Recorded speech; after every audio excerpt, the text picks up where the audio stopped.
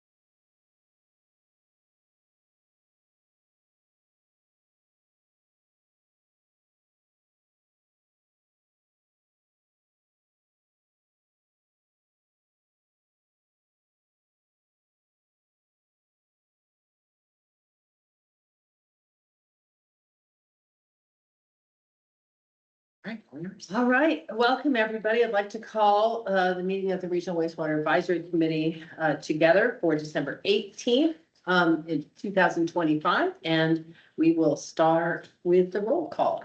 All right, good morning, everyone. We have several members out for a conference this week, so we are bare minimum Claire Zucker, Claire, oh, here. Craig Canizaro, Eric Sewald. Yes. Matt Mathewson. Here. Gotcha. Rebecca Perez. She is Unmuting, here. I'm here. Yes, I'm here. Scott Oldendorf Here. and Steve Foley. Here. We have a quorum. Great. I don't see the official meeting reminders here. So, Oh. but that's no Let problem. let me just say something, and I always like to say this when we only have 7 members. Yes. That is just a quorum, so there are no bathroom breaks allowed during this meeting. Or you have to take your computer in the bathroom, just saying. You know. Is that why you closed the bathrooms over here? Yes.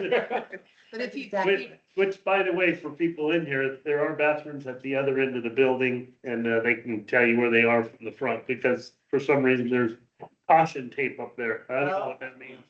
We're a wastewater utility. Why do we need bathrooms? It was the last one in there. all right. So, Just a few virtual meeting reminders. Please mute your microphones as to ensure there's no feedback or background noises that could interfere with the speaker. If a committee member, if you'd like to speak, go ahead and raise your hand. Use that feature on your computer and remember to lower it when you're done. And when you're ready to speak, don't forget to unmute and then mute again when you're done. And as a reminder to audience members, they're only allowed to speak during the call to the audience unless they're called upon by a committee member. And this meeting is being recorded to satisfy the open meeting law requirements. Excellent. We'll move on to the Pledge of Allegiance. I pledge allegiance to the flag of the United States of America and to the republic for which it stands, One nation, under God, indivisible, with liberty and justice for all. Their coffee is kicking in. Her cadence was a little fast. I noticed I was a little ahead of the game. Trying to hurry us through. Sorry Her about that. coffee was going. Yeah, I had to slow myself down. Going ahead with item E, which is call to the audience. Do we have any audience members that would like to contribute? None. We'll move on to safety share. I heard somebody say they had a safety share today. Eric, yes. You know, we hear about all of the safety stuff that involves Jackson and the crew here and all, and we respect that. But I'm gonna give you something different. I, for some reason, are on every scammer's phone call list. Be careful. These people are trying every trick in the book. And just to give you a heads up that they're out there, they're calling, it's robocalls. It's coming at you from all different sides. I'm so tired of it. I'd like to just unplug the phone. I did. And artificial intelligence. I came up with a better way to fight them. I don't own anything or have anything, so there's nothing they can take. I showed them. Great. Any other safety shares? No? All right, well, I guess I just hope everybody has a really safe holiday season. There's always other things on your mind when you're driving and so forth, so wishing you all a And happy. setting up and taking down decorations, do it correctly and safely and all, and then driving with all the extra traffic and snowbirds are starting to come back in town, all that stuff. Yes. All right. Yeah, don't get up on any ladders. There you go. Absolutely. Business decorations. Moving on to the approval of the minutes, we have the minutes for the November 20th, 2025 meeting. Did everybody have a chance to look at those minutes? Do you have any comments on the minutes? Do I have a motion to approve? So moved. Second. Second, any discussion? Hearing none, all those in favor, please say aye. Any opposed? Great, minutes pass. And we'll move on to the discussion and action, with starting with the director update. Here you are. We missed you when you were gone. Well, I'm glad to be back. So good morning, everyone. Thank you for being members and participants of this team and donating your time to a worthy cause. I just will start with, one topic is the effluent utilization value.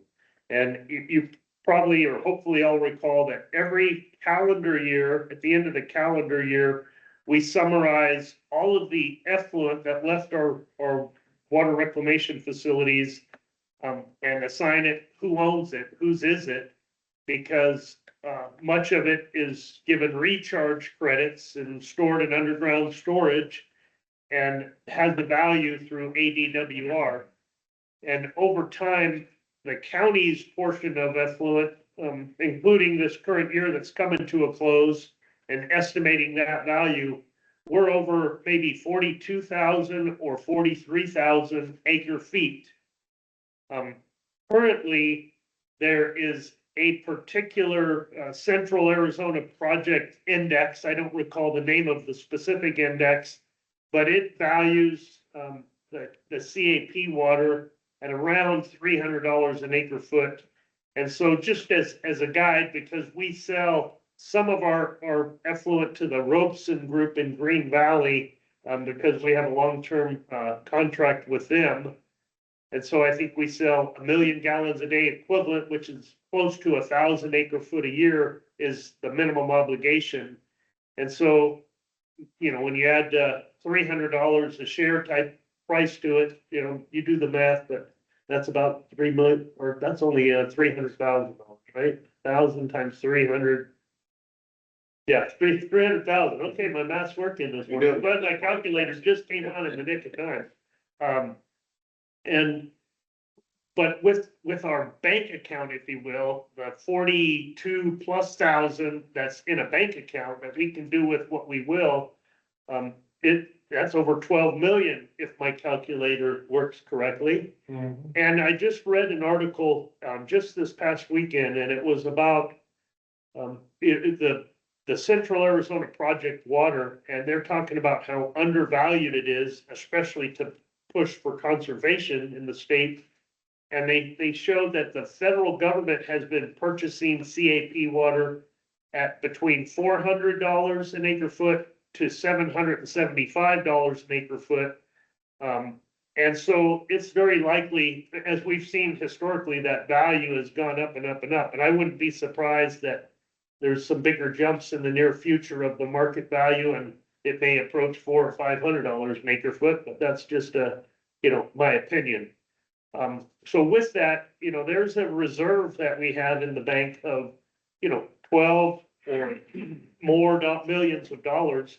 And, Art and I have recently talked, and he's, it's something that we did, we started putting it in the account, but he was gonna look into, exactly how accounting, the finance group is tracking it, and how or what we do is showing it as an asset, but, that's something for a future meeting, maybe we can talk about.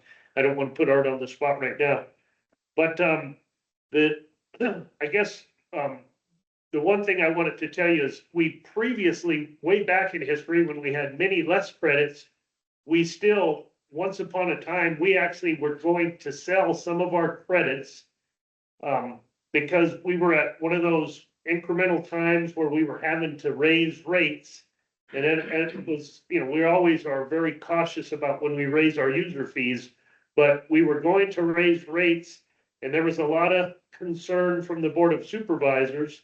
And back at that time, the finance department came up with paying debt forward using defeasance as a method to get us financially in a better position. So we pulled back, even though we had it out on the market for a bid, and we actually, Tucson Water, for instance, was one of the bidders, but we didn't complete or go through with the sale at that time because defeasance and paying debt forward solved our immediate financial problem at that time, and we didn't have to raise rates that particular year. So that bank account just continues to grow. And it's hard to say, but I would estimate close to 4,000 acre feet a year get added to that amount. So even at 4,000 acre feet a year, again, at $300 or $500, you may have another revenue source. And places, all the water entities and water districts that are quite often looking to secure their water rights and water sources, they really will pay premiums for, if I was to go out and sell 42,000 acre feet, I'd get a price and we'd get a check.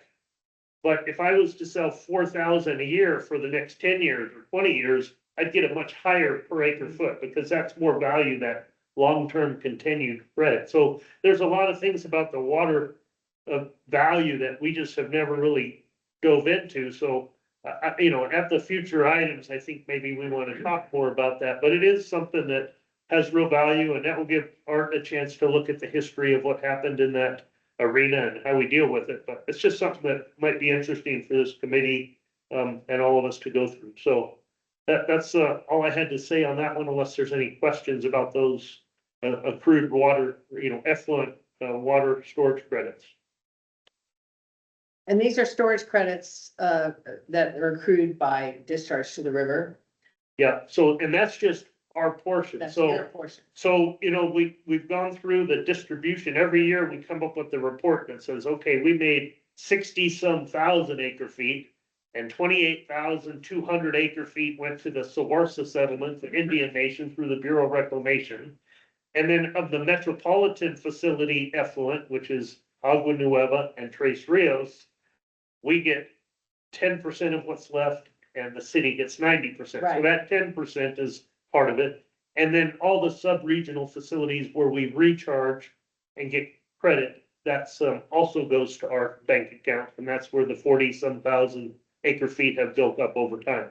And of course, some of the effluent is used by us for, you know, it's maybe used in irrigation. You know, we put it on some of our effluent in purple pipe to go to golf courses and county golf course or parks or whatever. So just there's a whole story on that, and I'm sure it'll be an interesting item, and especially just talking about that value and how that might play into our long-time outlook of rates and stuff. So That sounds like a great item. The next member. I didn't mean to, Second. Wait till we get to that item. I didn't mean to skip to future agenda items, but yes, sir. Does the department keep a track on various plants and what their discharge rate is so that you could say Tres Rios has 20% of that Yeah, we credit?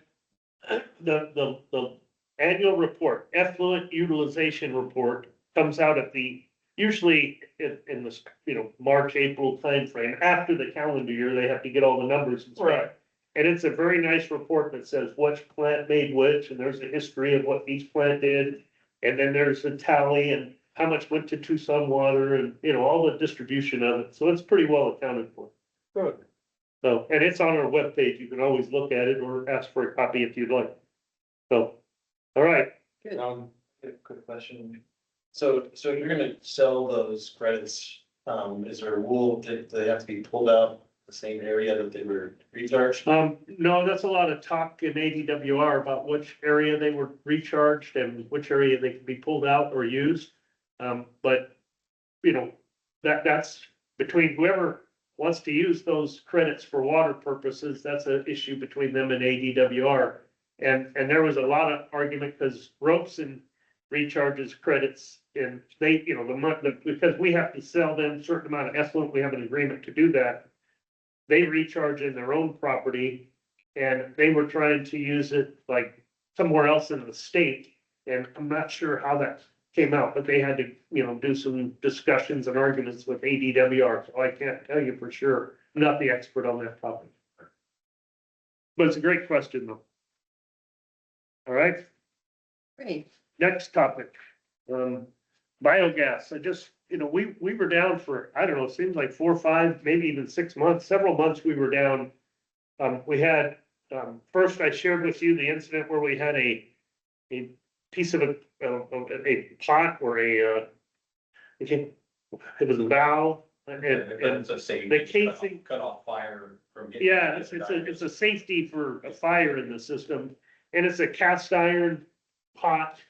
And when they were pushing nitrogen into the system to make it, you know, non-explosive and safe to work on during doing maintenance, that pot ruptured and it, you know, it blew and it you know, it was a very serious incident. Nobody got hurt, but it was like, hey, made us look real closely at our stuff. And that was actually a component that wasn't part of the new biogas system. This was something that was added back in the 70s or 80s, you know, it's been around a long time.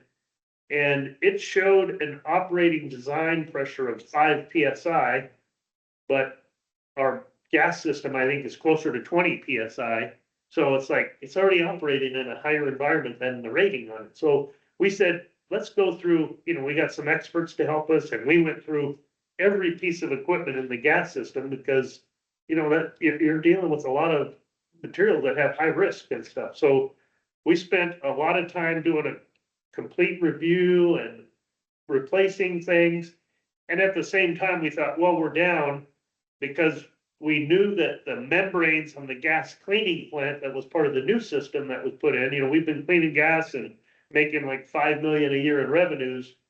We have we're out there with a legal challenge against the contractor, building the gas plant because, we bought a car, we said we wanted a car that goes 100 miles an hour and it only goes about 70 miles an hour. So we're not selling as much gas as we could.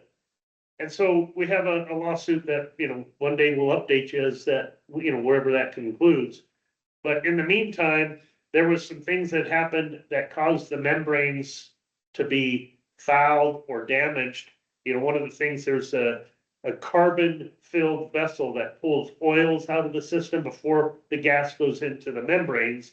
Well, when it was time, on the calendar to replace carbon, we opened up the carbon vessel and hey, there's no carbon in there. There was never any carbon put in, even though it was signed off by the contractor and the design firm. They all signed off. Yeah, carbon was in there.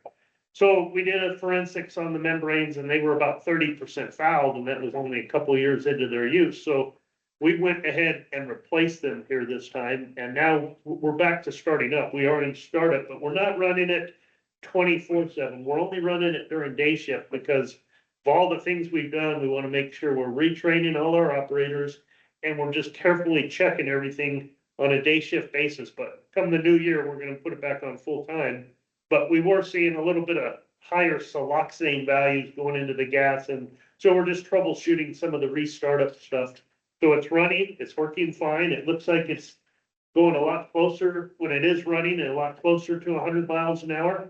So we'll provide updates on that at the appropriate time, but it is back in service, but not running 24/7 yet, but that will come about pretty soon.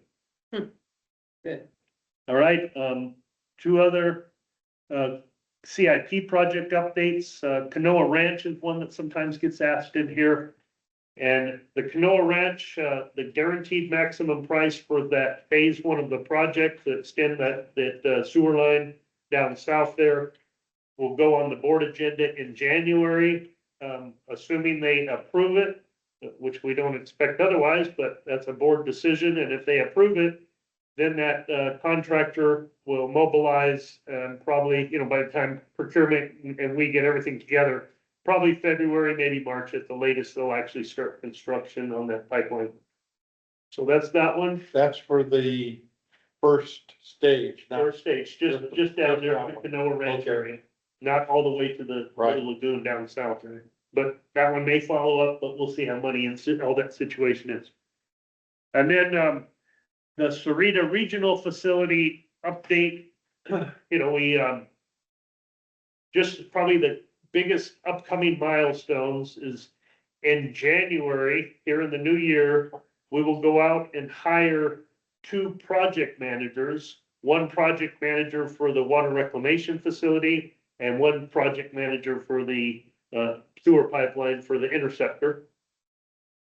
After that, in March, we will go ahead and hire 2 engineering firms, 1 to design the conveyance pipeline and 1 to design the water reclamation facility. And at that time, we will likely hire the contractor for the pipeline because that's a more timely process.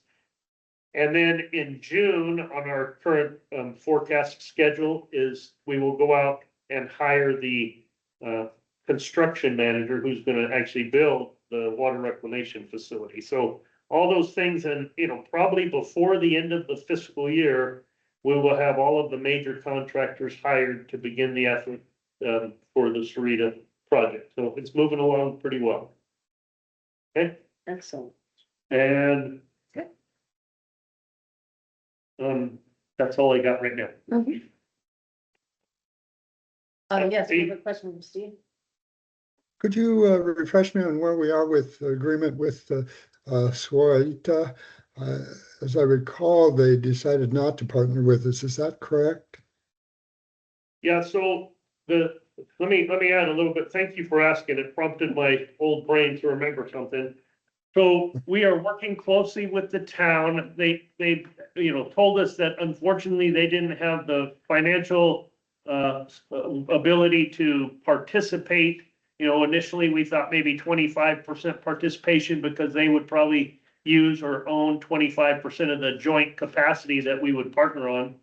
They say they're gonna have to not be able to do that, but, they would love to help, to continue moving forward with economic development in all the areas of the town that they want. And so we're in discussions with them about them handing back over some of the designated management area, some of the sewer area that would be served in what currently is in their DMA, designated management area.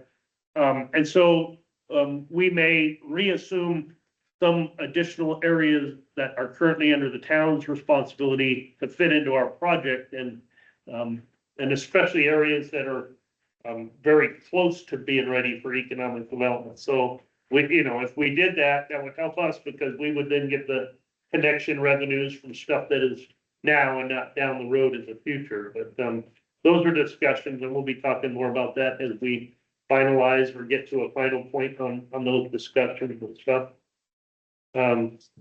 So those areas that we might assume, what kind of percentage of Sahuarita is that? Well, so as you all know, Sahuarita has one existing water reclamation facility in the area of Rancho Sarita. And I believe it's been re-rated or uprated to maybe 1.5 or 2 million gallons per day. I can't remember the exact number. And so their plan is to just keep that plant running and fill it to capacity with a designated management area that, was already theirs. But everything outside that wouldn't be served by that facility would be the DMA that would go back to the county potentially, and we would serve at this new facility. That's kind of the general idea, but as far as land area, the larger portion would go back to the county, but I can't remember exactly like acreage or, and it depends Sure. on how, Well, where that's good. growth is as to how much volume from sewer comes from which area. But that's kind of in a nutshell, the summary, and details are being worked out now, Steve. Yeah, that's good. Thanks. All right, well, that's great. Thank you very much for that update. We're gonna move on to item 2, which is the quarterly vacancy review and elimination update, and Doreen is here. Where is she? Good morning.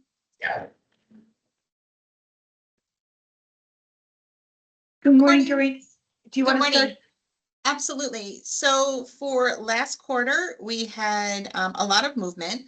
We had 2 retirements, 12 resignations, and 2 dismissals, so 14 for dismissals and resignations. We did have 11 promotions within the department. We had 14 new hires, 1 lateral, which we filled 26 vacancies for last quarter. So like I said, a lot movement. Our average date to fill vacancies is about 72. So it's averaging between September and October. It was about 65 and 68. November, we saw a little bit of a jump up in our average days to fill vacancies due to holidays and, scheduling and stuff like that. So we saw a little bump. We're expecting it to stay about 80 to the 84 range for December. So the information I'm giving you right now is through December, mid-December right now. So for the remainder of December, we have 1 promotion and 2 more new hires. So we're really seeing December to be a lot of movement as well. People want to get into their new positions before the year ends. So we're excited about that as well. Our average vacancy rate right now, as of yesterday, was 8.3%. So our goal for our next vacancy rate is 5%. So we're working hard to get there and doing our best to get our positions filled. So all our teams are filled as well for safety and just for full teams. So does anyone have any questions? Just go out to the right of the screen, the spreadsheet that's showing, go to the right of it right there. So you can see, for the past 3 years, fiscal years, we've been over the total column way at the bottom right out there. It shows not, the 41 is only through, November, but, the 119, the 103 and the 130 were how many positions were filled. Some of those were filled by promotion, internal, some were filled by new employees. And typically that ratio is close to 50-50, but it varies a little, but in the general, it's about a 50-50 blend. And for an organization of 400 people, and we're filling over 100 positions a year, that's a lot of movement, people That's a doing lot. new jobs, and I always am amazed we can do the things that we do with, all the dynamics of running a utility. That's a lot. And it is interesting, though, the 41, to me is a little bit slower than, maybe just slightly slower, but I don't know if it'll continue that way, or, like Doreen said, December, we got more action, and of course, we still got several months in the rest of the fiscal year, but that's a very busy part, an important part of our business is recruiting and retaining, and it was interesting on two recent, within the last few months, two of our higher level positions in our organization. We advertised and they were hard to fill, and we finally found great candidates, offered positions. One actually accepted and negotiated even a relocation stipend, which the county doesn't do a lot of. And they were moving here from California, and they asked, because they had to move their whole family and whatnot, they asked if they could start like in 3, instead of a normal 2-3 weeks or so. Or a shorter time frame. They asked for almost 3 months, and because it was such a hard position to fill, we granted it to them. They were supposed to start on November 3rd, I believe was the date, and on 10/29, October 29th, they called and said, unfortunately, they had to rescind their. So we wasted a lot of time on that one effort and walked away empty-handed. And we had another one do something similar, but they didn't wait 3 months or some period of time to tell us. They kind of changed their mind, and it is the world we live in, and we do what we can, but always our focus is on making sure we have the right resources to maintain a fabulous team of people that care about running the utility, and we've been fortunate to date, but it's always a heavy lift. Yeah. It's a constant problem, right? Yep, Um, challenge, a constant challenge. challenge, yes. All right, well, thank you, Doreen. Anybody Thank have you. any more questions? No?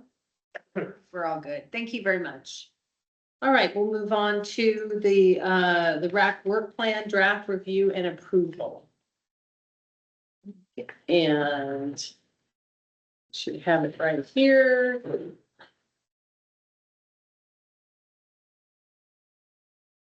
Alrighty, so this is the proposed work plan for next year.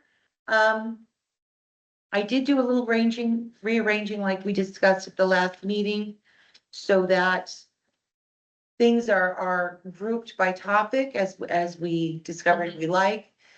But hopefully we do not have 2-hour plus meetings in the future. So it just spread out a little bit more throughout the year. There is one, I am still trying to organize the DEI presentation. I just, maybe is the most I can tell you. Okay. Okay. It's first it got postponed, then it's, we'll let you know. So it's kind of, we'll see.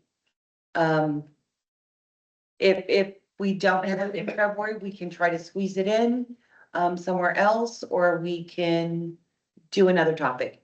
I will let you know in January as we get closer to that date, whether it's possible or we want a new subject.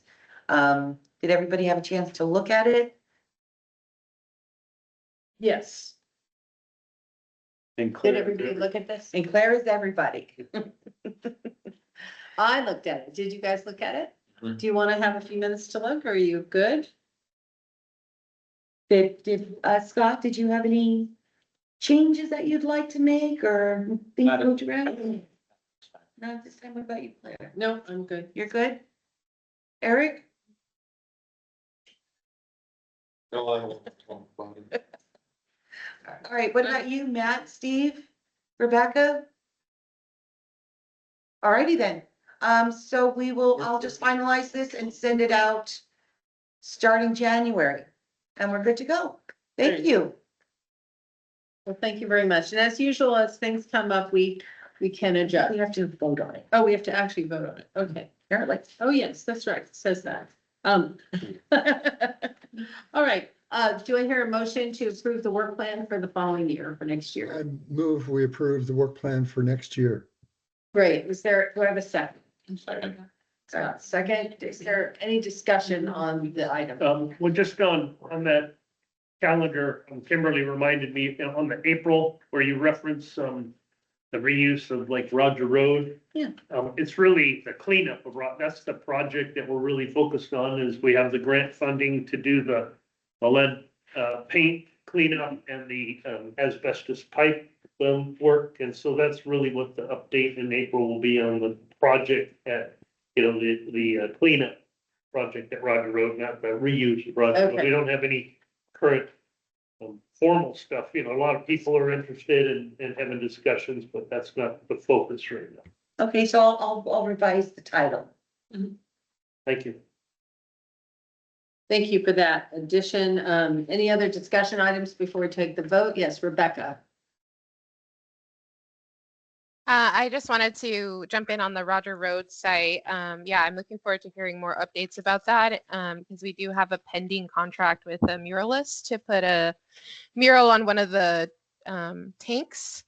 So we're really excited about that. We're also going to be engaging the Friends of Danny Lopez Park on January 17th for a cleanup of that corridor.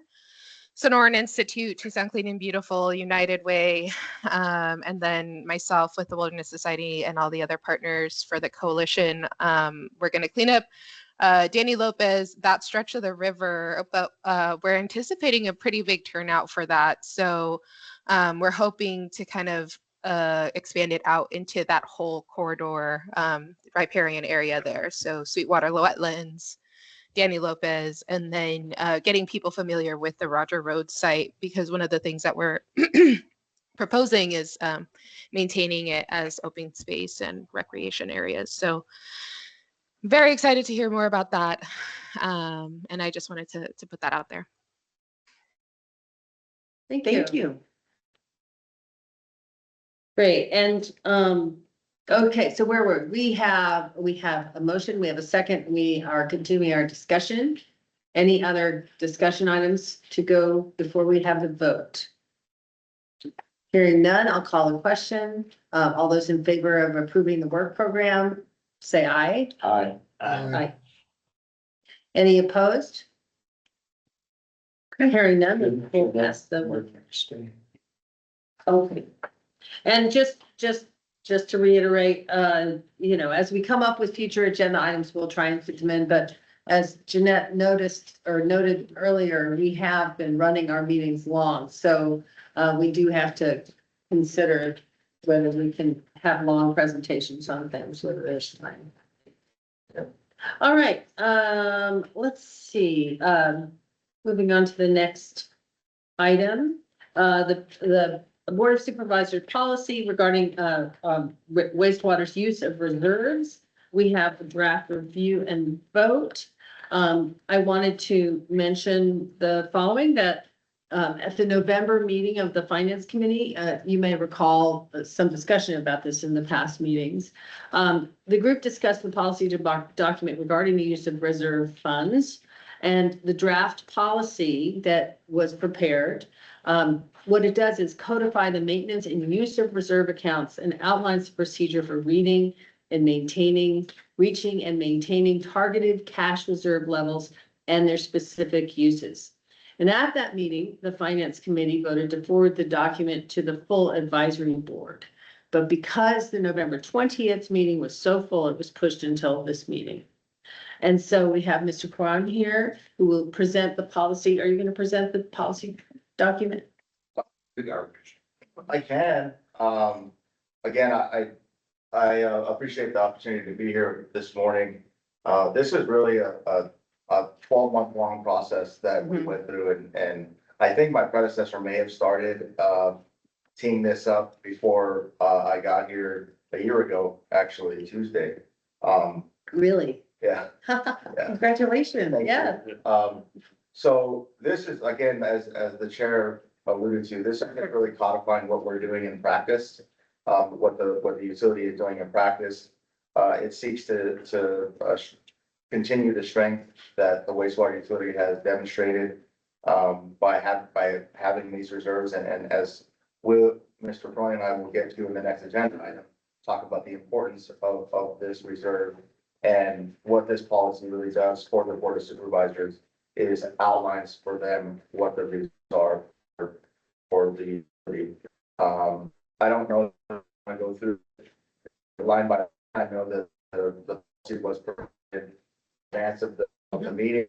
The finance committee has alluded to was thorough in their analysis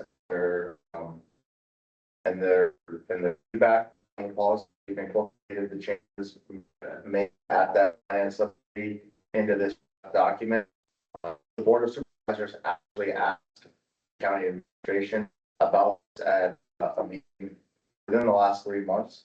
And so this is something that has put on their radar. It's not just wastewater. They've also asked for reserve policies for the library district and the Keno Stadium district. So they are wanting to see this come forward as well. We feel good about the policy as written, and ask for your consideration to move it forward for Board of Supervisor consideration here in the next probably month and a half. Right, so what we're going to vote on today is forwarding this reserve policy to the Board of Supervisors. So that's the recommending, forwarding this as a recommendation to them. We do not have Kirsten here today to speak to the finance committee, which is why I brought it forward. But does anybody else have any discussion they want to provide on this item? And if not, I will ask for a motion. Sure. Yeah. Okay. We heard an important topic regarding the wastewater recharge. And we have a value, or there's a presumed value there. But that isn't taken into account here, and I wonder if we shouldn't look at that. And the challenge that I have is this is cash. In other words, if something were to happen, we have cash right available right now to take care of it. Whereas the money that is valued on our reserve credits for the recharge, they're not cash. You'd have to sell them. You have to go out and do it. And there's a time like that. So that somewhere along the line, I think it's important that between the county finance department and us, we come up with some type of understanding of this is the value. This is sitting off in a point over here. We can use it, but it takes time to get to it. Well, Whereas- just to be clear, that is not part of this. That's a separate discussion. This one is about the financing, is my understanding. That's a good point, but it doesn't pertain to this particular document at this time, in my opinion. I mean, I kindly disagree, but that's where I stand. well, it's not mentioned. It's not mentioned in the thing, in this document, because that was never brought to our attention in the meeting with the finance. No, there are many assets that a utility has. All of those have value, like the buildings, everything that the utility has value. Yes, And we're not talking about that in this document. What we're talking about respectfully is that it is how our finances are managed for remaining a solvent utility. And so it's a fiscal financial thing. And I totally agree that we need to have that discussion in the future. But there are many things that we could talk about that add value to the utility, and they can't all be in a policy document. So this is a policy about the financial management. These are reserve amounts that we have there. So, Madam Chair, if I may, I do think it's a good point, Mr. Sowell. I think it's a good point that, but as Jackson alluded to earlier, today was the first time that I heard that we had an effluent asset, Bank account. bank account asset. And because those are not, because that's not easily convertible to cash, it would be considered a long-term asset on our balance sheet. And so that doesn't necessarily equate to what we're talking about with liquidity reserves here in this policy that the rating agencies look at. They do look at the whole picture of our financials, meaning the wastewater balance sheet and the rate plan and whatnot. And so we can include that. I'm not prepared to speak on that today because I just learned about it 25 minutes ago. So I want to do a little bit more research to understand how we're accounting for that. And I do think if Jackson is right, and I have no reason to think he's not, we may need to look at what index we're using to assign that a value to that effluent. And so before we talk about how we want to account for that or where we're accounting for that, or how we're going to use those dollars and that asset long term, I want to be able to dig in, but I do agree it's a good point that we do need to dive into. But I also agree that the policy as written here, it distinguishes our liquid cash versus our assets. Exactly. all right. That sounds good. We have a few more hands up there. We have Steve, and I don't know who's first, Matt or Steve? Steve is. Steve is first. Okay, Steve. Oh, right. Yeah. That- I have two questions. Sorry. I have two questions. This policy appears to reflect our practice for the last number of years. And the policy is just telling the world, that the financial world in particular, that this is what we're doing. Is that correct? That's my understanding. Yes, sir, that's correct. Okay, great. And it's a policy and it's not an ordinance. So does that mean that there's some flexibility there? Say 1 quarter we used our cash reserves and didn't have that cash balance. Does that get us into any trouble, or because it's a policy we can have that flexibility? Well, this would be a Board of Supervisors policy, so any Right. changes to the policy itself would need to be done at the Board of Supervisor level. Yeah, And so as it indicates there on page 2, under the policy D, by both the Board of Supervisors can use the cash reserves to fund wastewater operating emergencies and unanticipated budgetary shortfall. And then there's a remediation plan that says after a certain amount of time that the utility has to pay back the reserves within I think it's a 3-year time period. So anytime that we want to make a change to this policy or use the reserves, the Board of Supervisors would be included in that process. okay, thank you. You're welcome. And Matt, we have a question from you or a comment? Yes, thank you. And Steve kind of touched on it, but I just wanted to point out that one aspect of our cash liquidity program that's not included in this policy is the management of our surplus cash balances, our $50 million pillar. That is not something that's discussed here, and I think maybe Art, it might be good just to explain to everybody why that's the case.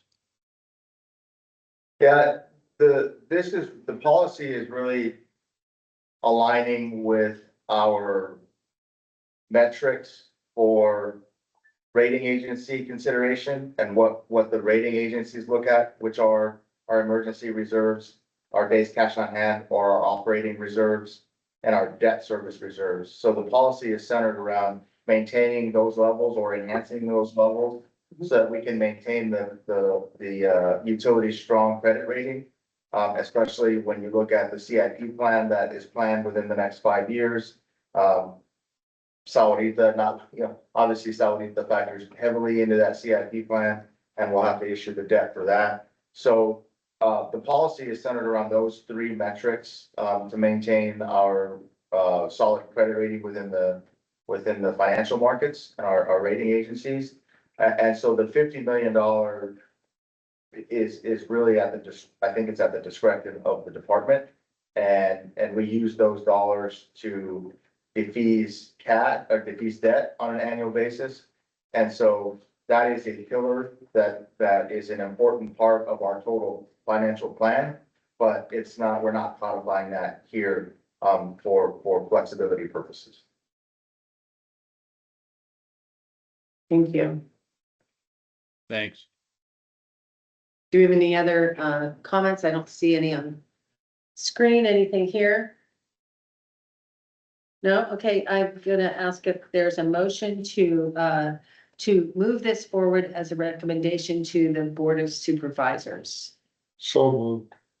Is there a second? Second. Any discussion? All those in favor, please say aye. Aye. Any opposed? Hearing none, the motion passes. This was a lot of work, you guys. I really appreciate the effort that went into this and all the conversations back and forth. I feel like this is a small document, but it has a lot behind it. So thank you for all of your work on this. Thank you and the committee for all of your work and the questions and the diligence that you guys have displayed during this process. It strengthens our relationship and it sends a good message to the board. Yeah. I appreciate the finance committee, Matt and Eric and Kirsten and Asia also is on that. So a lot of thought went into this. Thank you, guys. And I will prepare the letter of recommendation and forward to Jackson and Claire and get that taken care Great. I put my agenda somewhere. Where did I put it? Here. Oh. See agenda. Nope. That's where I put it. Oh, here, okay. I tucked it under. Yeah. All right. Okay, of. That is good to go. that's good. And now we have a capital markets presentation. Your Kurt Friend is here. So thank you very much for being here, and you're with RBC Capital Markets.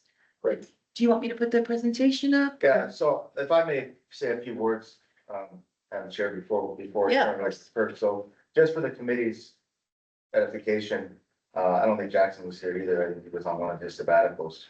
With many vacations. Wow. I miss you guys. I'll try to tuck it in. Back in October, Kurt and I came out and we gave a presentation to the committee. It was very brief that talked about the pillars and how the pillars intertwined with rating agency metrics. And we're happy to put the presentation back up. But I really wanted this opportunity because we didn't have a lot of time to ask questions from the committee on the presentation.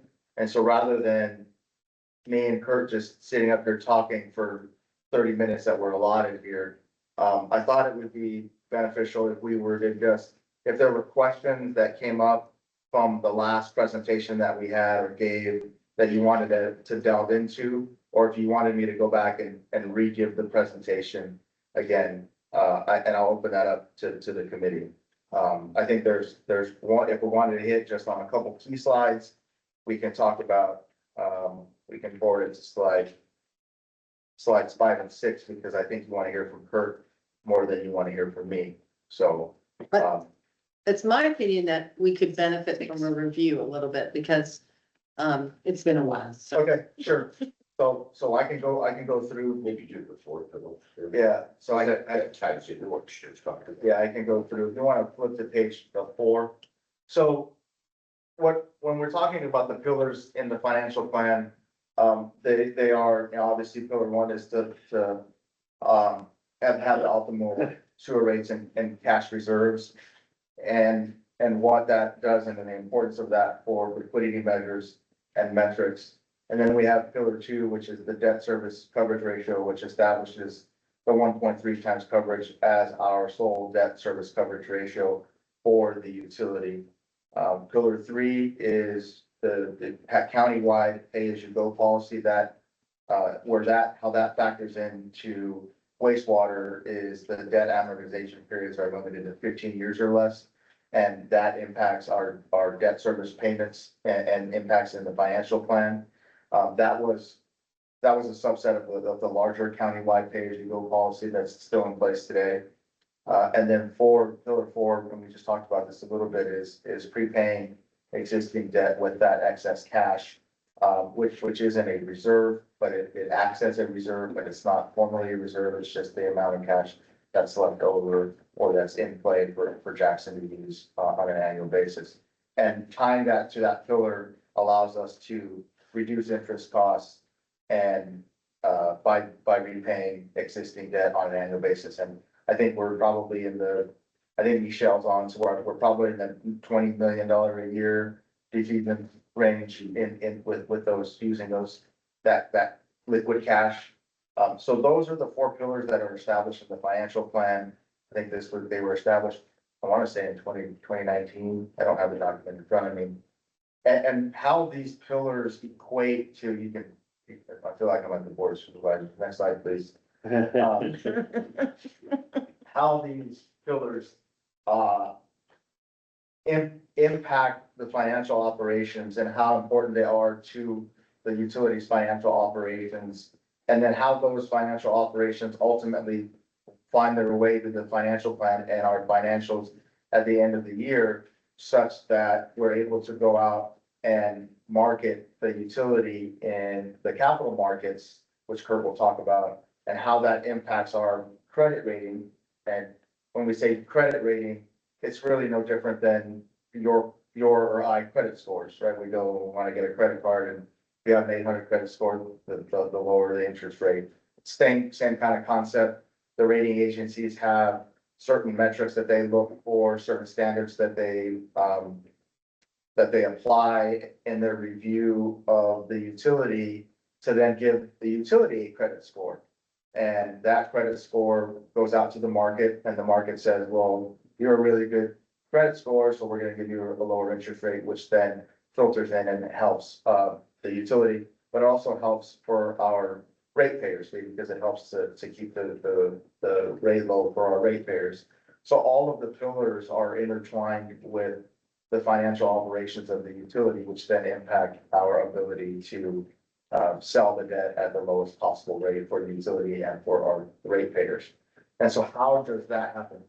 We can fast forward the slide. How does that happen, right? And when we talk about, these are the 2 rating agencies that we get rated by, we, the utility, but also we as the county, and what they look for from, what they denote as strengths from the wastewater system.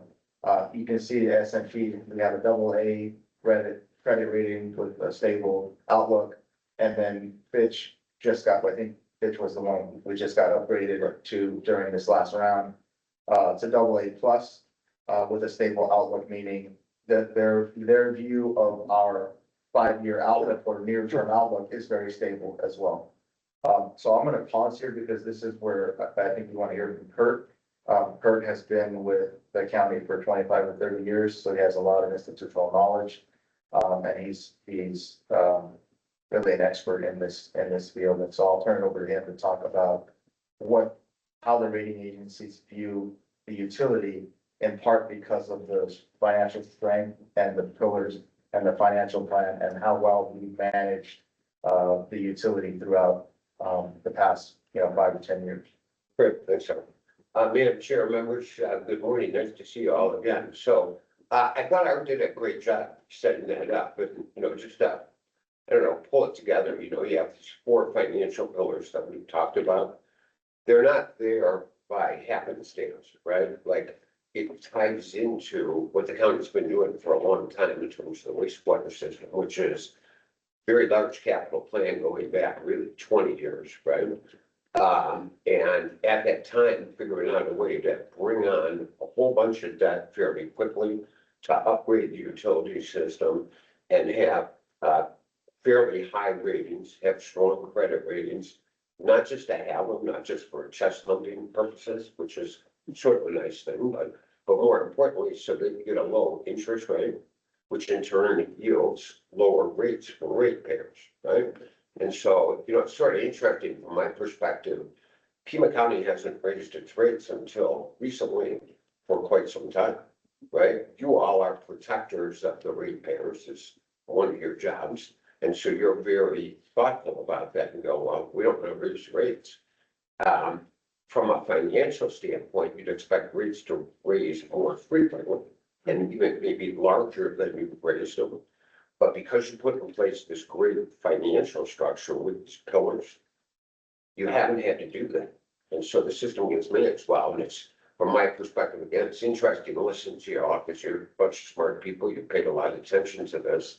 And you're sort of like, well, wait a second, we got this affluent credit sitting out there. What do we do with that? And we got $50 million fund balance operating the system.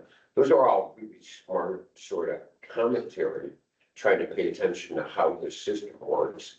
What I tell you from a big picture standpoint, with the rating agencies, we designed the 4 pillars so that you'd get the good ratings, so that you'd have a lower interest rate, so you'd have less pressure on raising rates. That was the whole structure of it.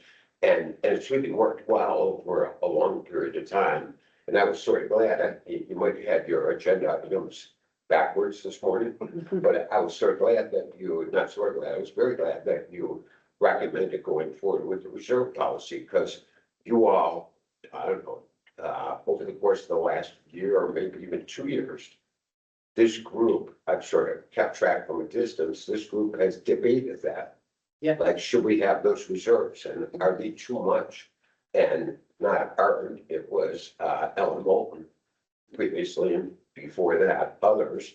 The question always was, should we bring down the reserves so that we don't have to increase rates? And I think one of the things that's been good is over the last several months, there's been a deeper educational process about what are these financial metrics and why aren't they? And that, I think, has led to today, you guys recommending a reserve policy that's been in place for and served the county really well. But I think this will just strengthen it. Like, I'll take the policy the next time we meet the rating agencies, and we'll give them that piece of paper and say, see, this is how this county operates. It's financially sound. It's thoughtful, not just at the board level, not just at the staff level, but also with an advisory commission. And that's all helpful to maintaining those ratings. This particular slide, I think, sort of gives you the flip side feedback, right? So this is pulled from the rating agency reports that are published by S&P, Standard & Poor's, and by Fitch Ratings, the 2 agencies that rate you. And, if you read through these bullets, they tie to the things that we're talking about, the 4 pillars. It's one big circle that all, chases around itself. So they talk about how liquidity is important. Liquidity is reserves. Liquidity is also fund balance. And Matt asked a good question earlier about, well, how does the $50 million fund balance relate to reserves? There are different concepts. The reserves are, hey, if something bad happens, we have money set aside, cash set aside, liquid reserves. Eric asked a good question about, well, what about this stuff in the bank? Can't convert it quickly. Well, it's part of your financial program, but it's not like cash reserves sitting there. But the 50 million is more about running a structurally balanced utility system. I have revenues that come in. The revenues are variable. They depend on volume, which is a more stable number, but they also depend on connection fees, which is a more variable number, and expenses. And expenses, you plot it up, but expenses tend to go up over time, and expenses can spike up when you have capital projects. So our retail project is a really good example. Like, the dollar amount of that project is gonna change and inflation's gonna affect it and a lot of different things. So having that $50 million fund balance is a way of saying, look, I run a structurally balanced wastewater system that accommodates the reality that I'm gonna have spikes in expenses at times, but I'm gonna have some money left over so that I can deal with those things. And it's part of that rating equation. The other thing that they'll talk about in here, they'll talk about our rates affordable. So they'll look at affordability and they'll look at it in relation to the economic position of the county and the county's ratepayers. You know, so they'll look at personal income levels, median income levels in Pima County, and look at our rates affordable compared to that median income level. If rates are really high, that's not a great thing from a credit standpoint, because it doesn't allow room to raise rates if you need to. And so they'll assess that. Another one that you'll see in both columns is they talk about debt service coverage. Debt service coverage is your net revenues, i.e. your revenues less your expenses compared to debt service. And they want that ratio to be up there, and that's one of your pillars. Right, so the pillars and their commentary fit together, so I think that's good from that standpoint. Maybe you should go into the next slide. This slide, we talked about some of these things. Debt service coverage was one, and trying to maintain debt service coverage at a high enough level. It's again, an item that maybe at the finance committee level, we talked about sort of at length as to what sort of debt service coverage is appropriate. And again, you guys have talked about this going back, I know, again, 2 years, you know, and hey, can we have a lower debt service coverage? You can, but your rating will be lower. And if your rating is lower, then it's harder to sell your bonds and they come at a higher interest rate, which works against your goal of trying to keep rates affordable. Days cash on hand is another metric that they look at. And I think I mentioned this previously, but maybe not to the full committee. When the rating agencies look at these things, they look at the county, not so much are you going to be able to pay back your debt. They assume you'll pay back your debt. If you weren't going to pay back your debt, you'd be, you know, not rated investment grade, you'd be rated really low. Ratings are more of a relative thing. They look at other utilities across the country. And they sort of say, where do you stack up relative to these other utilities? So debt service coverage is one they'll look at. And you can see here, you know, I put in that first bullet that S&P shows the county's debt service coverage of 1.5 times the way they calculate it, versus the median for a light rated credit, a AA rated credit across all utilities across the country is at 2.22 times. So the median is higher than where you guys run, which is okay, as long as you keep your ratings at the same level. And I think I used this comment previously with you. You guys sort of box above your weight class. The reserves are part But of we're damn good at it though. it. Damn good. Despite Jackson being vacant.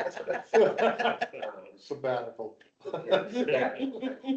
I feel it's in the vacancy report earlier, but you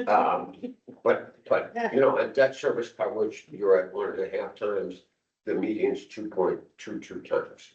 Days cash on hand, Pima County's days cash on hand, the last time they did the rating report was 496 days cash on hand.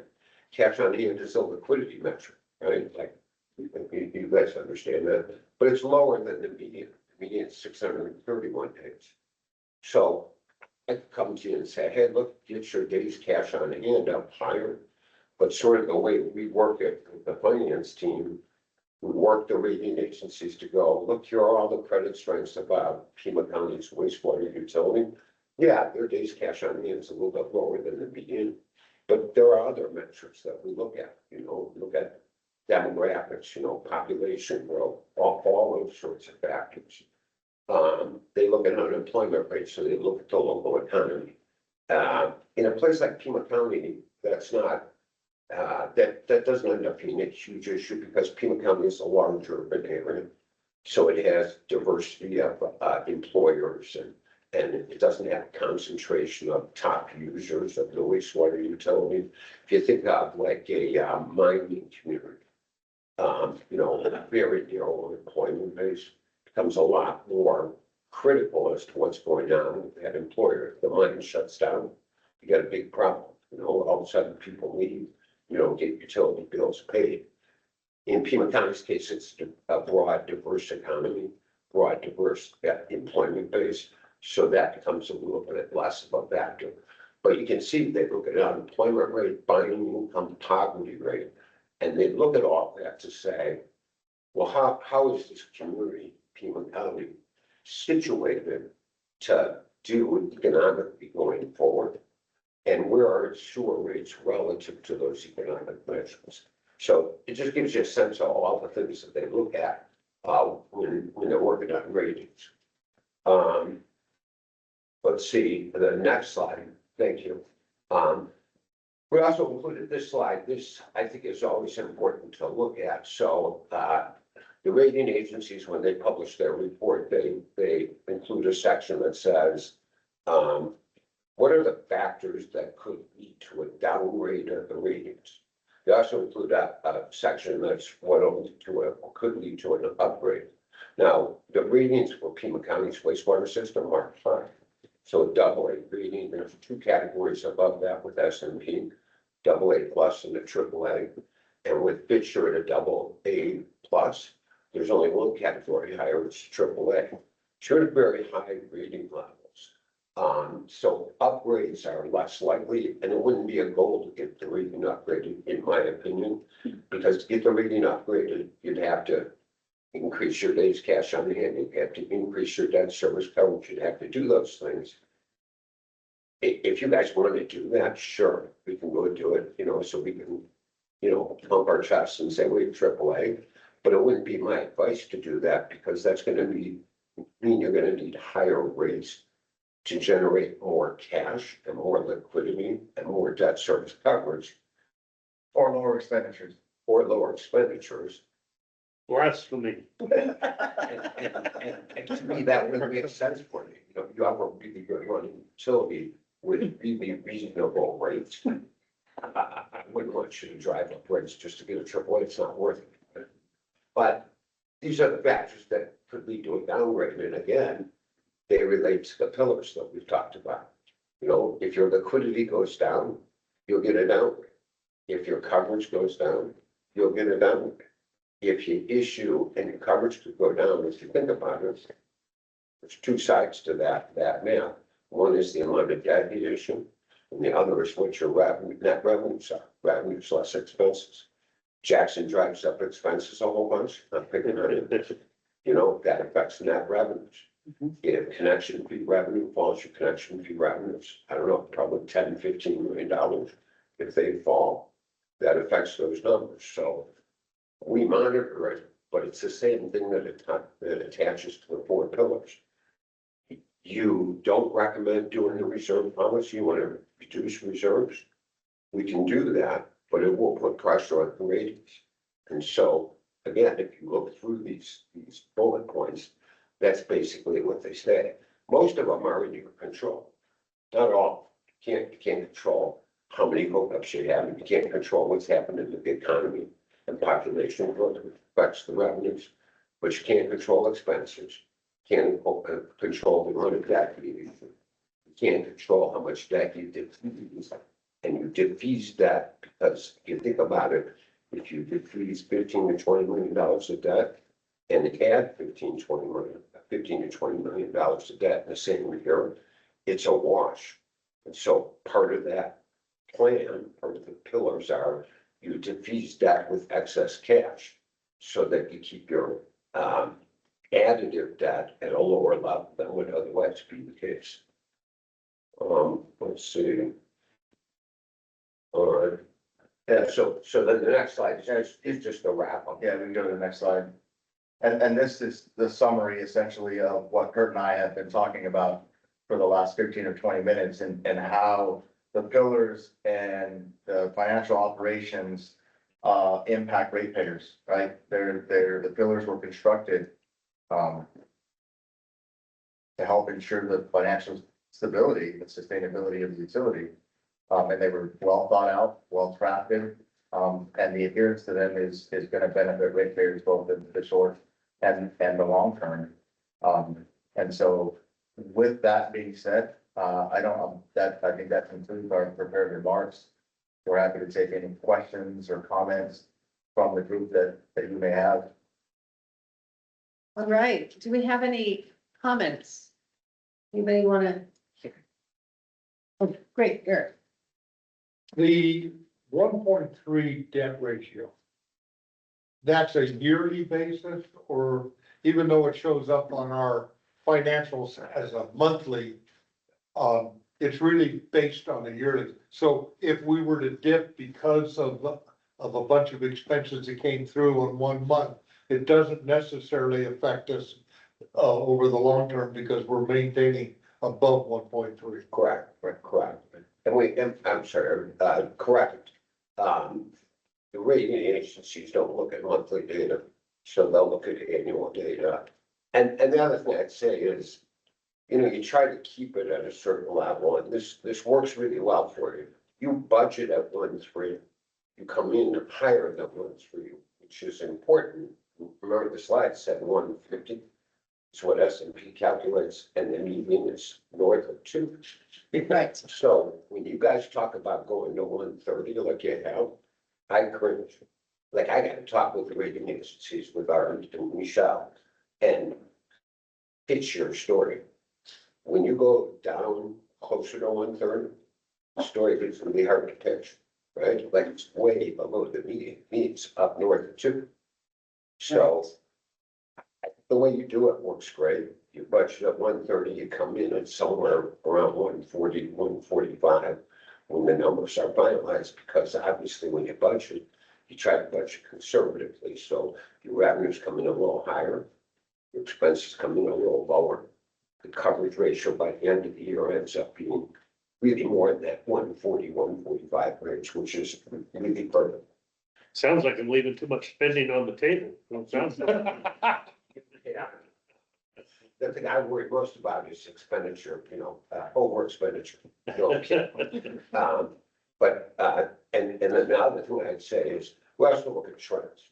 Like if you have 1 year that's off cycle, with the ratio goes down a little bit, or the fund balance is a little bit less than 50 million, we can survive 1 year. It's the second year we get downgraded. 1 year I can, charm them with spin the story, it was because of this or that, and something unusual happened. 2 years is a trend. So yeah. And Steve, yes.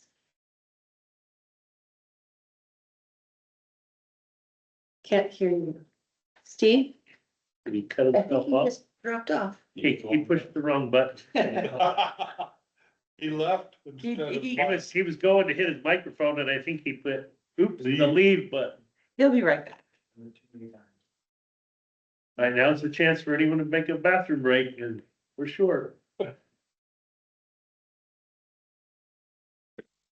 Yeah. That is a good reminder. If somebody has to step away, let us know verbally, loudly, announce it to the world as, before you leave, so that we can take a pause until you get back.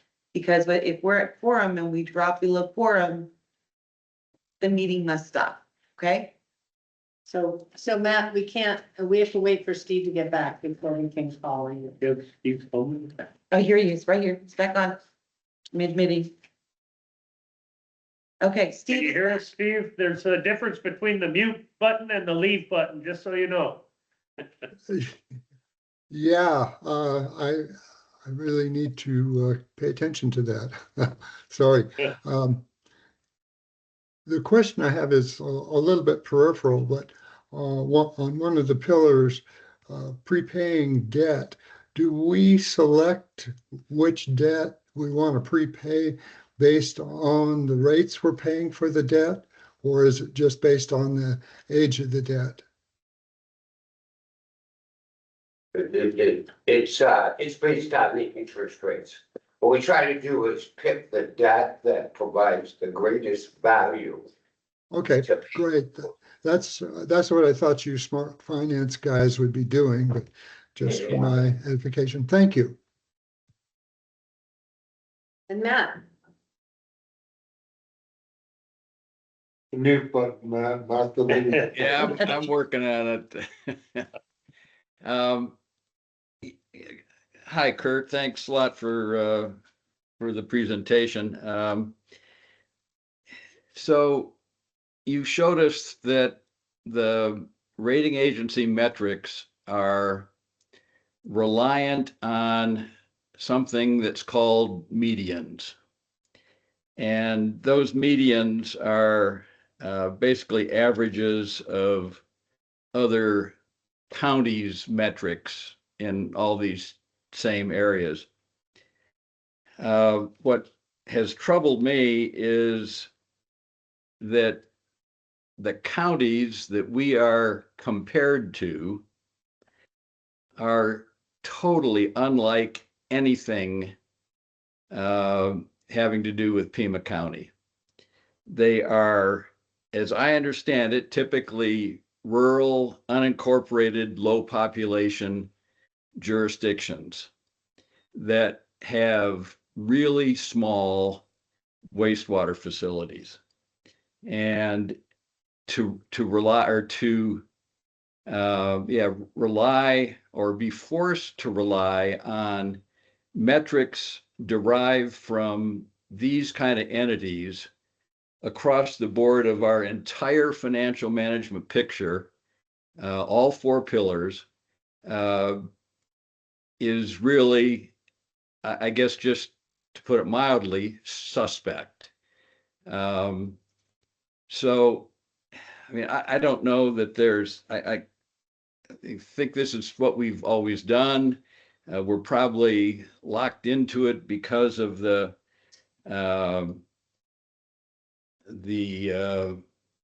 marketplace and the fact that we've only got basically two rating agencies to play ball with or to box with. But it just really bothers me that we're forced to have to compare ourselves to organizations or entities such as we are, because I mean, it is, to me, a classic case of apples and oranges. Sure, thanks, Matt, nice seeing you. So let me speak to that, it's great commentary. But I don't really agree with it. And the reason I don't, I understand why you're saying what you're saying, and you know, like, the rating agencies are experts in analyzing wastewater utilities and water utilities and whatever they're analyzing. We sort of dumb it down to a certain extent. Like I can talk to you for hours if you want. I can pull up their rating methodology for you. It's not as simplistic as I painted for you. I try to give you some data points that are helpful. So Matt makes an excellent point. Pima County's wastewater system is very unique. For one, you're unique in that you only run a wastewater system. Most entities run wastewater and water. You don't, right? So you're unique that way. Pima County is a unique county as well because it's an urban county. There's not a lot of urban counties like Pima County where a good portion of the county's urban area is county, not city. Right? Think of Maricopa County. Maricopa County is a big county, but yet most of the county is in municipal areas, and the municipalities run the wastewater and run the water systems, right? So Matt's point is an excellent point. And the medians, he is correct, are based on looking at utilities across the country. And he knows what he's saying because he looked at this data. We talked about it when we met in the finance committee. And you look at population levels, and you look at revenues, and you look at expenses and capital program, and you look at all those things. The medians are a lot different. So I give you the medians as something to look at so you get some sense as to how credit ratings work. It's not about whether you're gonna repay your debt. It's where you stack up against others. We look at those medians, the rating agencies look at those medians. But the analysis goes a lot deeper than just that surface level that I'm sharing with you. So we know that you're a unique wastewater system, so we don't look just at the medians. If we did, you'd be downgraded. You don't meet the medians, so why do you box above your weight class? Because we look at the metrics that are unique to you, and so we'll look at wastewater systems that are large wastewater systems, not small rural wastewater systems. We use those arguments when we're talking to rating agencies to go, yeah, we're at a 1.5 times coverage, not north of 2. That's why we can do that, right? It's because we don't just look at the regions. If we did, like I said, we'd be downgraded. So I hear your point, Matt, but I don't entirely agree with it because the analysis isn't just looking at medians and assigning a rating. It's doing a full analysis of the wastewater system and looking at all the metrics, revenues, expenses, capital program management capability, economic condition of the jurisdiction that you're in, income levels of that jurisdiction. They analyze all those factors in a lot of detail and assign a rating on that basis with looking at what other entities that are large, more urban counties, what they're rating, of which there are not a lot. So hopefully that addresses that or helps answer that a little bit. Matt, did you have additional comment there?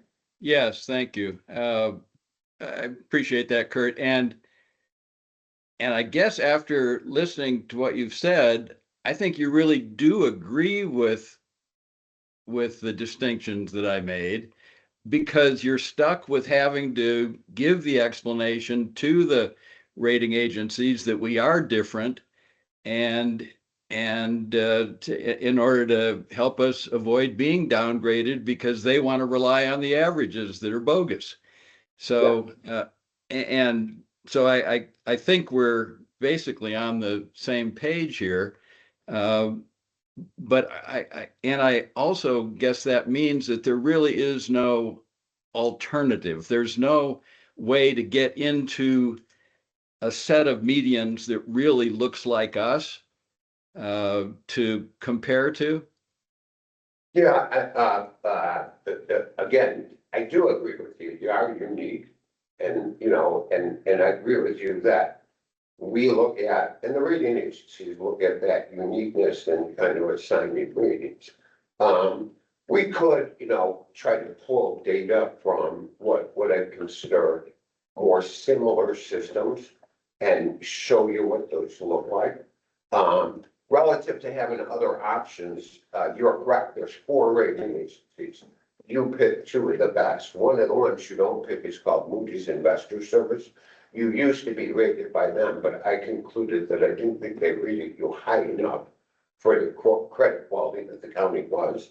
They had you at a high A rated level, and I was always pushing to get the rating up, and finally I said, the heck with it, I think you're better served by switching from Moody's to Fitch, and now Fitch rates you the highest, right? There's one other agency, but they're used less frequently. So you're stuck with a limited universe of rating agencies that you can't get away from.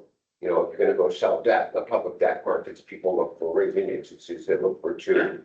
Fitch and S&P are 2 of the most notable ones. So from that standpoint, you can't change it. But I can assure you that it is not on their part or our part or Earth's part as simple as just looking at medians and going, where are the medians, give me a rating. There's a lot more analysis and analytics that go into it.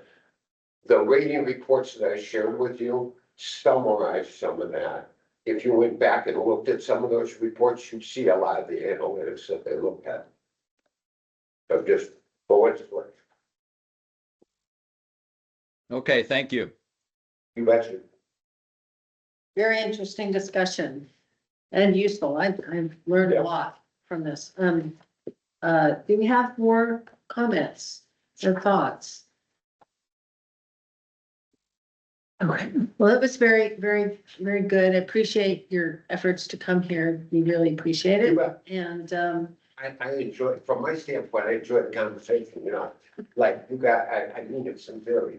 You're paying attention and that's sort of cool. It's kind of fun from my standpoint. So a long way back down here, I had to have dinner with her last night and show up this morning. So I'm glad you had. Did he promise lunch? Yeah. Nice seeing you all. Have had outings. yeah, thank you very much. Thank you for the opportunity and for the time this morning. I think this tees up perfectly to the rate plan discussions that we're gonna get into in Absolutely. January and February. So Absolutely. thank you. Happy holidays to everybody. Yeah, thank As you. always, let us know how we can help. I think it's been a great year. Really appreciate it. And especially thank you, Kurt, you know, they always accuse me of talking too much, so thanks for being. Why be not Jackson? I'm perfectly fine. All right, excellent. Well, thank you very Thank you much. very much. Merry Christmas, Yeah. happy holidays. We're gonna move on to the 2025-26 period 5 expense revenue. Say, Everything's here. excellent. Good morning. How's everyone doing? Let me get my screen up here and we'll start sharing that information. Okay. Perfect. Hope everyone's looking at the report on your screen. Yeah, Perfect. Excellent. So we'll dive in for our period 5 expense and revenue summary. So our adopted budget is still the same, $110 million. The actuals are 39.5.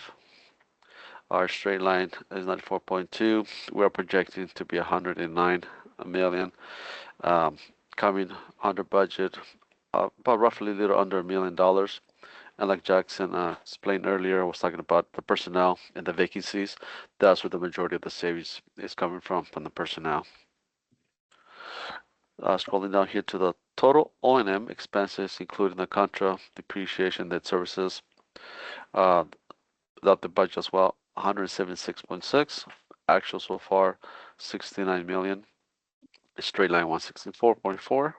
We're projecting to be 174.9, and will be 1.6 on the variance. And then we scroll down to our total revenue, adopted budget. As it stands, 200.4 million. So far, we have received 77.1, and the straight line is 184, where we're projecting to be 2.1. Biogas, as explained earlier, has been down for part of the fiscal year, so we are projecting 1.8 versus the adopted that was 4.6.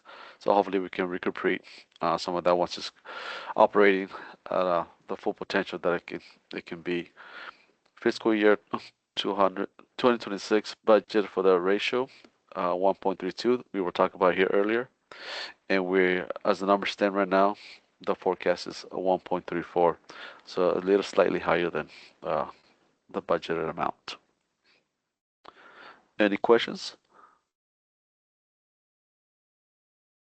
Isai, just because the biogas number is low, and I mentioned that in my presentation or my discussion, you know, we will be running full time again starting in January, and we should be making more gas per day than we have in the past. So I think we'll close the gap quite a bit, more than halfway there. So just to FYI.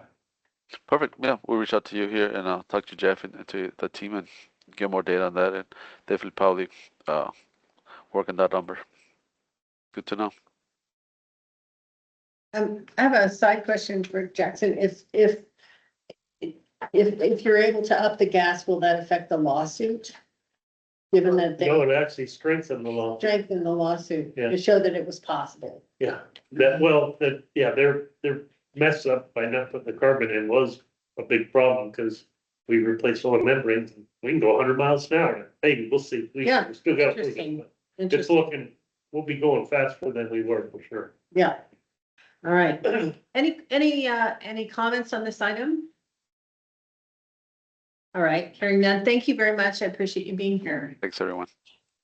All right, we're gonna move on to the financial subcommittee report, and Kirsten is not here today. And, you know, at that meeting, we did you have something to say? Oh. Yes. So, I just got this, for approval of the RAC's financial subcommittee meeting minutes from November, wait a minute. No, where are you talking about? Right here. Oh, okay. There was an. The pulled out You should italicized put this portion. Okay, so there was an action, Asia Philbin made a motion to forward the prepared wastewater department use reserve policy with the addition of the discussion amendments to the full RAC committee. And then Claire seconded the motion passed. Goal was present the policy of the full RAC committee, and December it happened. So just what I said earlier, but under the finance committee. I don't know if we have another meeting planned. January, to meet in January. So, we'll move on then unless anybody has a comment. All right, to the CIP subcommittee report, and is Angie here? Nope, No, she's not she's here. at conference too. Oh, right. Everybody's gone. And so I'll do that one really quick. Uh-huh. The CIP committee hasn't met since July, Mhm. June or July. And they're also scheduled for a January meeting. So I think the CIP meeting meets like the 8th, and then the financial CIP, the financial subcommittee meeting is like the next week. And then after that will be the full RAC meeting. So both will be, it'll be a busy month next month. Both subcommittees and the full RAC. Okay, great. And I just want to point out that I had to bring a notebook today. I had to put together, I'm retired. Do you guys know I'm retired? And Yeah. I'm not supposed to have to do this, but because I'm supposed to report from this committee to that committee and back, I keep having to keep things straight. And so I'm gonna report on the Citizen Water Advisory Committee for Tucson Water, which I'm a member of, and they have not yet found a person to replace who was it? Alan Forrest. Alan Forrest, yeah. So at that meeting, there were several things. There were elections of the chair and the vice chair, and that was continued. Steve, I can't remember his last name, and Bill was the vice chair and Steve was the chair elected. They had a water use report from the director, John Kamik.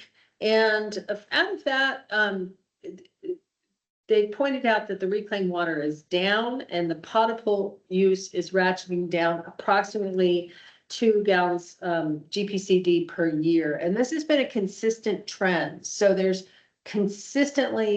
continued decrease in potable use in city of Tucson, which is really interesting because I think a lot of people felt like it really bottomed out at some point, but it hasn't. It continues to go down, which is Claire, interesting. do they discuss like, how much of it do they base on conservation efforts and how much do they base on rainfall throughout the year? Do they have any of that? You know, so like you could have really wet year and you would expect usage to go down. Right. But you so- could have a dry year and expect it to go up, but maybe it dropped because of conservation. And I don't know if they're able to distinguish that and talk about it. They don't really distinguish that, although they do talk about the continued work in conservation being, the conservation community feels that, hey, look, guys, this is a big deal, that conservation, because of the continued They're decline taking credit. over years, over like 10, 15 years, Yeah. it just continues to go down. And so that's kind of hard to explain if without Yeah.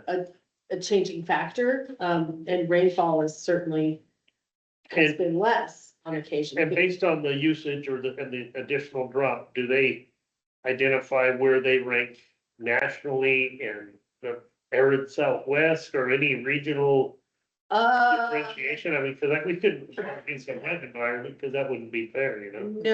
No, they didn't in their report. That's certainly something I could Yeah. ask them about. I have wondered that too.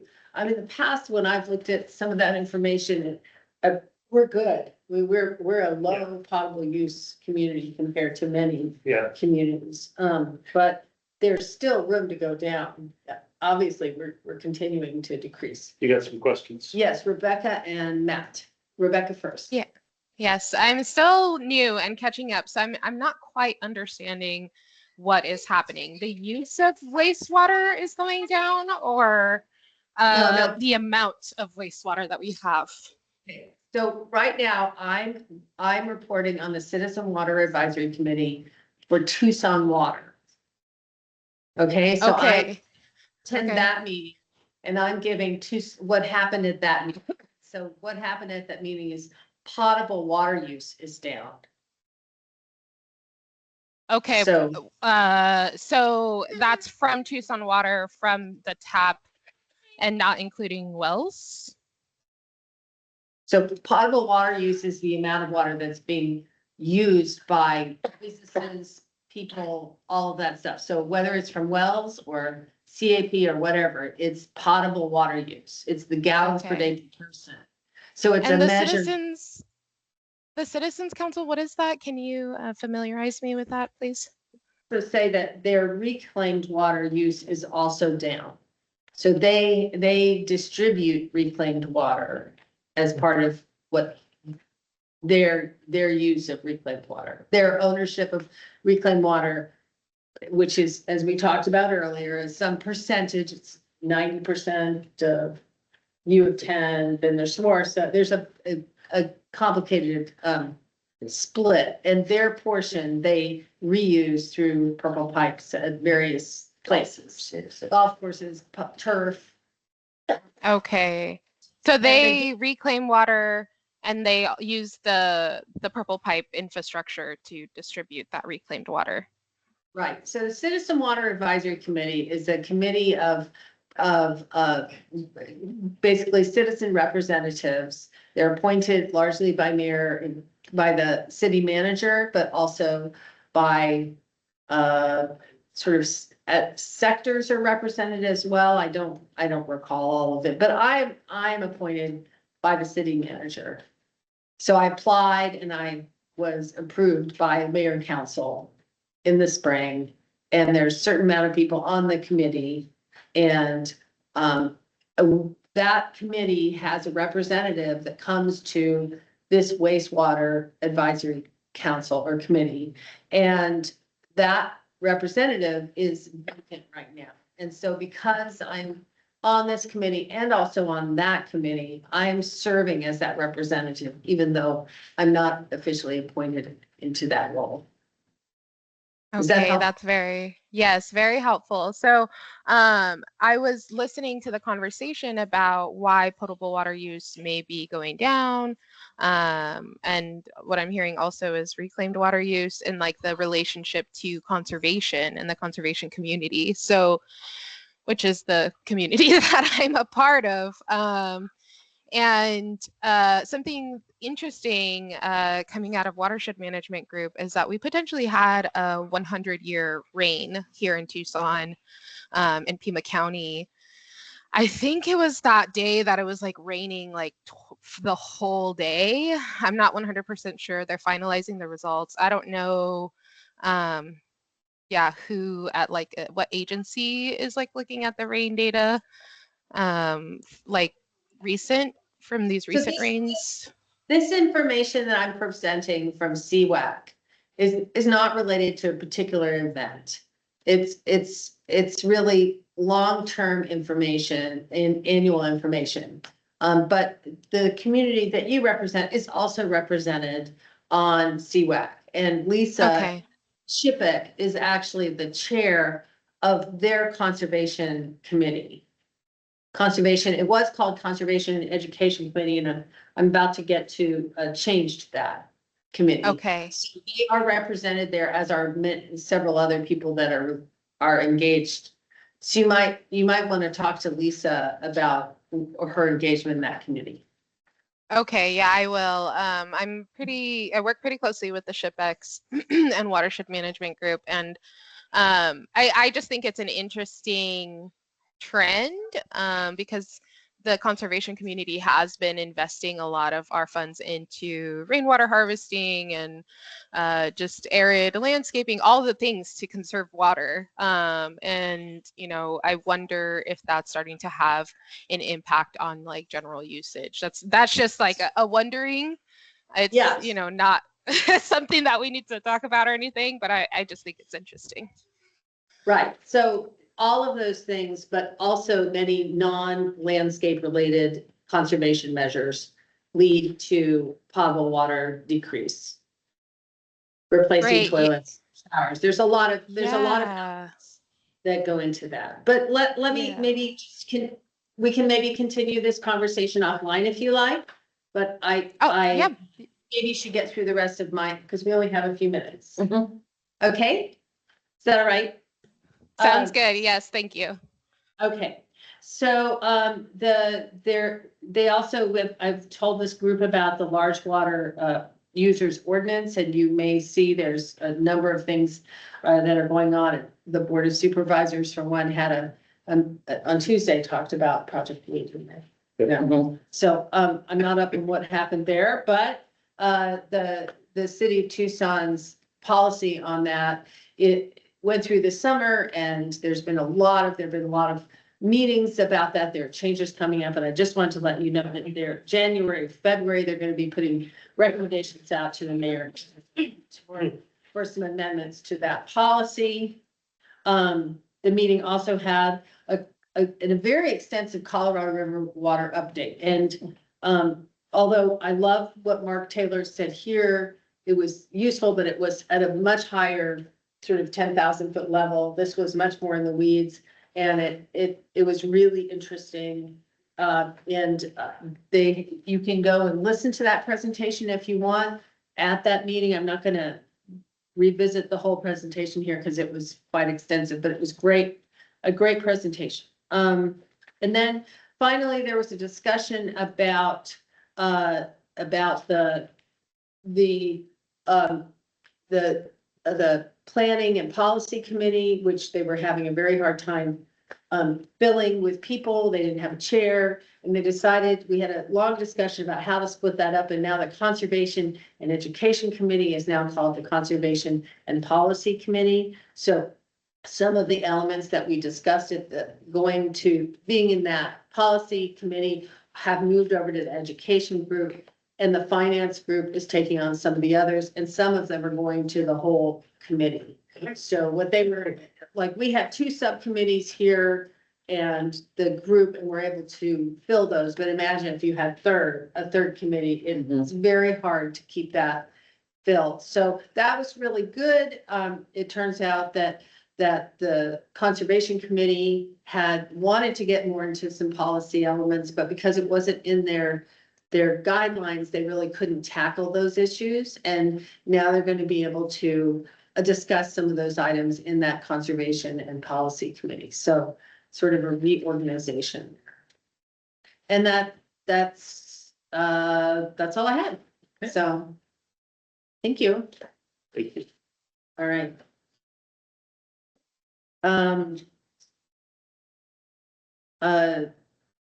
So we'll move on to future agenda items, item I, and one of the things is the effluent banking water credits.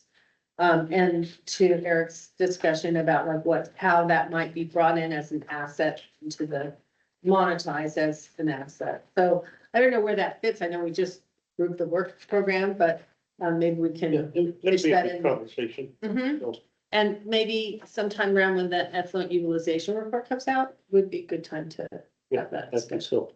Okay, Also, I have one.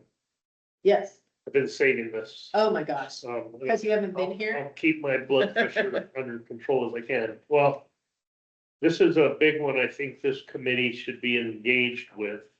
And I would like to, and I talked to Art and he's in agreement, we're gonna be moving forward with some activities, but as you know, the county does not bill for its own wastewater service.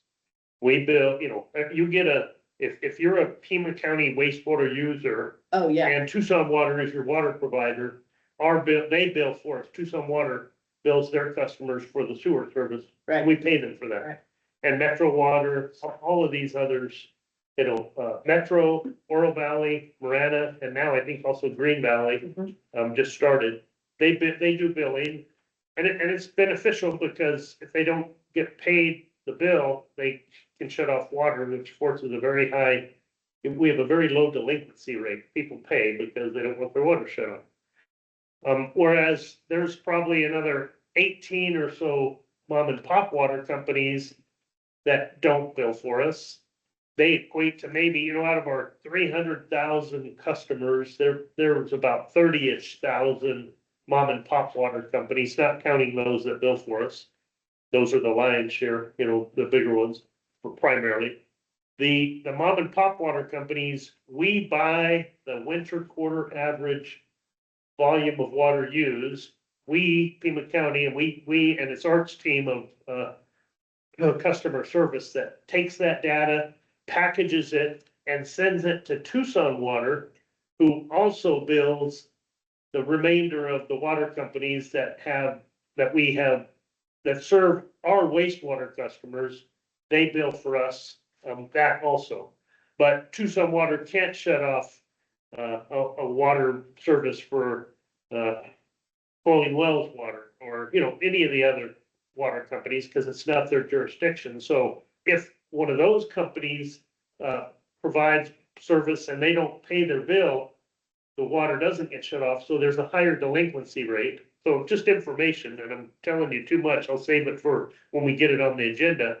But right now, the city, Tucson Water has been billing us at a rate. We spend just with the city, we spend about $4.3 million a year for billing services to the city. And we pay the other 3 or 4 billers also some amount of money, but not as much as the city because it's the lion's share of customers. They have been working on getting new software into their billing system. And so they've kind of left their rate that they charge us to do the billing. They've left it alone. But now that they're about to go live on their new billing software, they feel it's time to adjust the rate. And so they sent me an email that said the rate is going to go up 127% or an additional $5.5 million. So we would be required to pay about $10 million for the city to bill for us. And it's like, I'm still a little bit in shock, but as a result, we are going to look very closely at a number of options, but one of them will be going back to billing for ourselves, which we used to do quite some time ago. And of course, it takes time to set it up because we would have to go buy software. We're not set up to bill right now, which makes it a problem because these companies can charge us what they want. We can't really argue, you know? So we're gonna have some very serious negotiations and work to get our own billing, but also how we bill, you know, and that issue is winter quarter average. Is that still the best way? That's one of many ways that are done across the country. And so a long time ago, we had Ref Tellis was hired, and I'm not promoting that we hire Ref Tellis, but I'm just telling a story that Ref Tellis helped us. We used to have our two main revenue streams were connection fees and user fees. And user fees, actually at one point in our history, connection fees were the larger share of our revenues. And of course, when growth tumbled and slowed down, our revenues got really shook up. And so rating agencies and stuff said, hey, you need to shift more of it to user fees because that's a steady revenue. It's not impacted by the significant changes in growth. So over time, we still stayed with the winter quarter average method. We shifted the formula to be a much more weighted in user fees than in connection fees, as it is today and has been for a while. But I'm going to propose we hire somebody to help us look at all the options of under what basis we bill and how we may want to go about setting up our own billing. And, you know, we're going to have a team about it, but this group should be aware of it and maybe has some thoughts on it too. So that was my shortest version of adding that to a future agenda item. And when was the last time that wastewater did their own billing? It's been 15 plus years ago. Yeah, it's been a while. Long time. So that's all. And again, it wasn't for discussion. It's a Yeah. future agenda item. I just wanted to make sure I fully explained it as best I could, and sorry I was long-winded. No, that's great. That's great. I'm sure we'll have some interesting discussions around And that. we'll see where and when to put that in, but we have to circle our own wagons and then we'll be ready to Yeah. talk about it in the committee. Do you want to put it through the financial committee first and then to the full committee, or? We'll bring it up to the full committee when we have some information and then you guys can decide how you want to look at it. Okay. All right. That sounds good. All right, so any other future agenda items? If not, I'll do a call to the audience. Any audience members, here want to make a comment? Hearing none, I will call for adjournment. Is there a motion? I make a move we motion. adjourn. And second, Okay, Before I talk again, yes. Any, see, all those in favor, any discussion? None. Okay, all those in favor, please say aye. I. Aye. You expected Any- discussion? No, any nays, any objections? All right, we'll adjourn. Thank you very much. It's been a really excellent meeting as always, and thanks for your participation. And Rebecca, I'm happy to meet offline if you'd like to talk more about that stuff. Just let me know. Thank you all. Have a pleasant day and happy holidays. You too, you thank all. you.